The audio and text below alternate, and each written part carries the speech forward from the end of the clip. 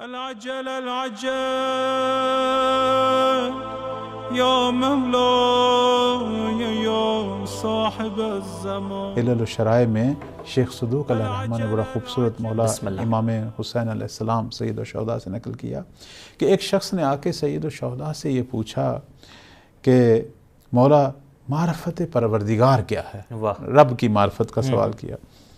تو سید الشہداء نے بہت ہی خوبصورت انداز سے فرماتے ہیں معرفت اہل کل زمان امامہم الذی یجب علیہم طاعتہ.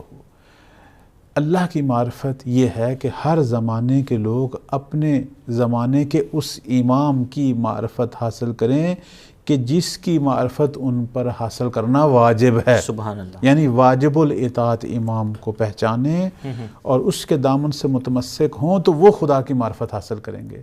کہ امام کے بدلنے سے خدا بدل جاتا ہے، دین بدل جاتا ہے. اب آپ دیکھیں کہ ہمارے پیغمبر ایک نماز لے کے آئے تھے کہ آج طرح طرح کی کیوں نمازیں ہیں، ایک قسم کا وضو تھا، آج طرح طرح کا وضو کیوں ہے، طرح طرح کے احکام کیوں ہیں. جی ہاں، فرق فرق وہی ہے، امام بدلا دین بھی بدل گیا، خدا کی صفات بھی بدل گئی، خدا کی طرف نگاہ بھی بدل گئی، ہر چیز کی طرف نگاہ بدل گئی. تو بس ہم شیعہ کیوں زور دیتے ہیں کہ معرفت امام واجب ہے، اہل ایمان سے مراد اہل معرفت امام ہیں، یعنی جن کو معرفت امام ہے. کیوں زور دیتے ہیں؟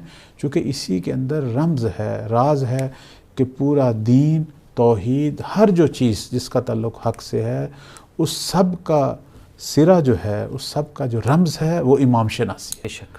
اگر ہم امام تک پہنچیں گے اپنے رب تک بھی پہنچیں گے، دین تک بھی پہنچیں گے، حق کو بھی حاصل کریں گے. اور اگر ہم امام کو پہچانے میں غلطی کا شکار ہو گئے تو یہاں محض گمراہی ہے، پھر نہ صحیح رب تک پہنچیں گے نہ صحیح دین تک پہنچیں گے. اسی لیے تشیع کے اندر بہت زیادہ دقت ہے اور زور ہے، اور اسی لیے ہمیں کہا جاتا ہے کہ ہم امامیہ ہیں. اور الحمدللہ اللہ نے ہمیں توفیق دی ہے کہ ہم 12 اماموں کے ماننے والے ہیں. جس طرح پیغمبر اسلام بھی فرمایا کرتے تھے کہ قیامت تک میرے بعد میرے 12 وصی آئیں گے، 12 امام آئیں گے، اور پورے عالم اسلام میں کسی فرقے کے 12 نہیں ہیں. اور یہ مکتب اہل بیت کو فخر حاصل ہے کہ یہ حدیث ہمارے بھائیوں کی کتابوں میں ہے، لیکن اس پر عمل ہم شیعہ کر رہے ہیں. العجل العجل